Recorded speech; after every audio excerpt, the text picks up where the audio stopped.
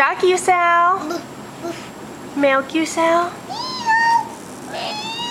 Con khỉ kêu sao? Con bò kêu sao?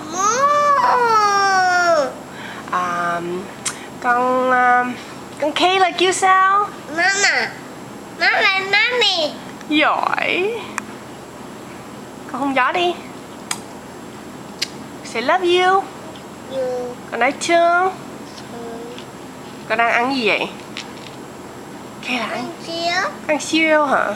Giỏi. Ừ. Nhầm.